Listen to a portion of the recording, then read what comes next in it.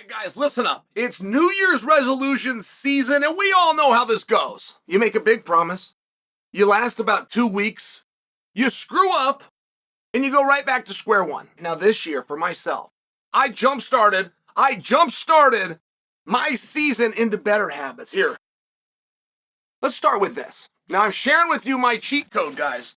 These are brand new. These are called Grooms. But this is truly the cheat code that's changing the game. These are not your average supplements. This is not some cheap multivitamin. Not just a greens powder, and definitely not just a probiotic. Look at this. Can you see this? Grooms. Grooms are all of those things. They're packed into 8 delicious gummies. You eat 1 bag of these. 8 gummies a day. You got everything handled. Why 8?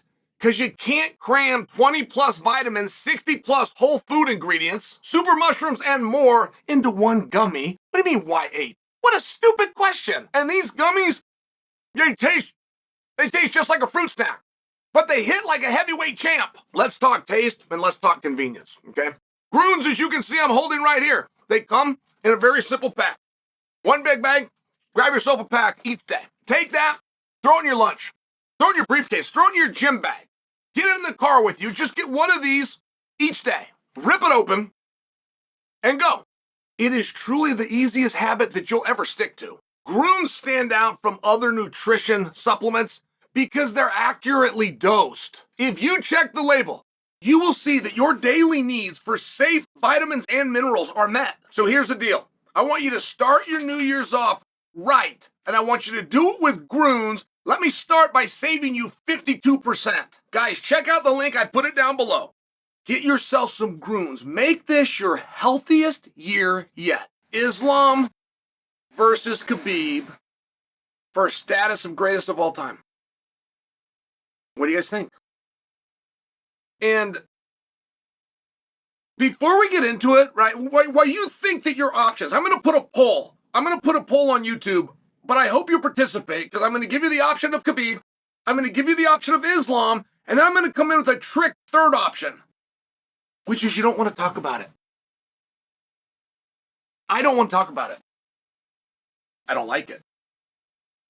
I don't want to talk about it, and I don't like it for a number of reasons, none of which is our community only starts to do things like that to create problems. We don't ever try to take somebody's standing, somebody's paycheck, somebody's ranking, somebody's title. We don't ever do that in this industry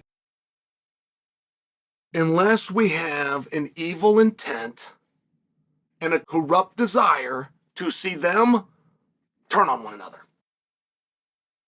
Do you agree with me? Do you agree with me? And you know what? So what? Who's better?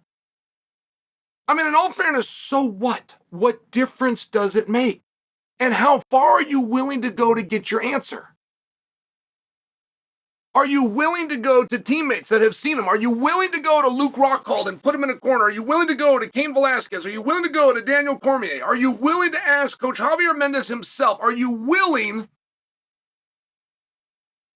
to base your decision on hearsay of a training session?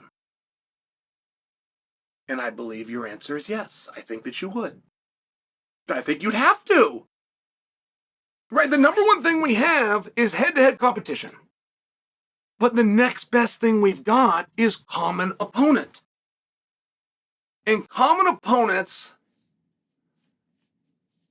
it was Charles Oliveira. When Khabib left, Charles Oliveira was ranked number 4 in the world. And Charles was not yet Charles. There was a lot of you that had seen it. And there's a lot of you that were talking him up and saying, hi, Oliveira's the guy. But that was not a mass opinion. And that was not a concession of our community. Not in and of its entirety. Then there was common opponents. And those common opponents were Dustin Poirier and Justin Gaethje. Charles Oliveira fought both of those guys. Khabib had fought in both of those guys. Khabib finished both guys. Charles finished both guys, but Charles finished them, and I can't remember off the top of my head, but it was like 1 minute and 4 seconds faster. Collectively, the time that they spent out there, Charles overcame Gaethje and Poirier, and it was like 1 minute and 4 seconds. I used to know this. That was a great stat. And it was also very problematic for Team Khabib. But it was problematic only because they were the same era. It wasn't two different eras. It wasn't like the St. Pierre argument, for example. It wasn't Muhammad Ali versus Mike Tyson, for example. They were the same time. Oliveira was ranked 4 and Khabib was number 1. Now, this argument was actually gaining steam. Charles Oliveira's success and his continuous victories started to weigh on Khabib's legacy. And maybe not enough to put Charles over, but I'm just reminding you guys, it started to weigh on Khabib's legacy. And when all you're going to have for a fight is two people verbal, that's all you've got. It can be awful hard to win. It can be awful hard to win one of those fights. And then comes the day that the heir apparent to the throne, Khabib's disciple with Khabib in the corner, Islam Makhachev, is going to take on Charles Oliveira. And there was a lot of marbles on the line here. It was not just a vacated championship, Charles and Islam. You're remembering that wrong. Islam versus Oliveira was Oliveira versus Khabib. Even if this is how they're going to do it, and they're going to do it through a proxy, that was still the accurate way and the accurate depiction that our community had at that time. Okay, great. So the heir apparent to Khabib's throne, with Khabib in his corner himself, gets heisted up on the shoulders, got the world championship around him. Off we go. But it's getting the point where the argument is going to be there. Is it Khabib? Is it Islam? Do you really believe it? Are the eras similar? Are they far enough apart?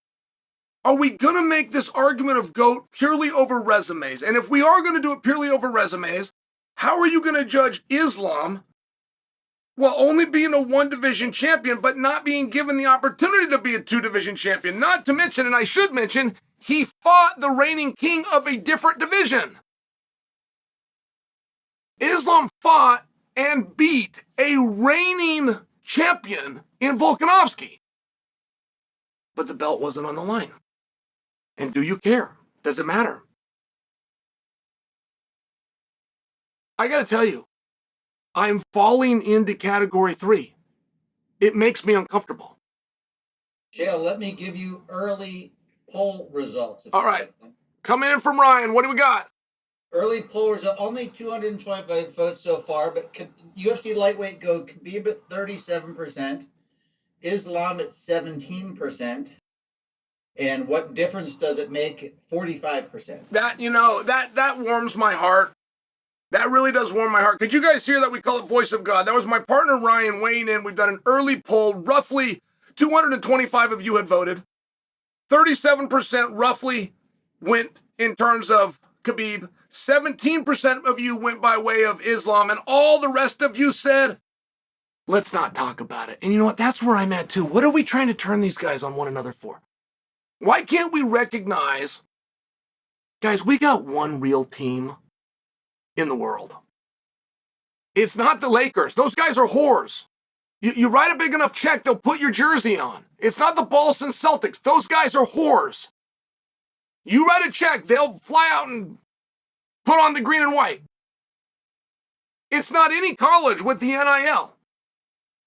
The only real team that we have is Khabib's team. The only guys where guys actually come to the same gym and they come up together and they help one another and they pass it on and they pass it forward. The only guys that actually go to the same place based on proximity of where they grew up and were born.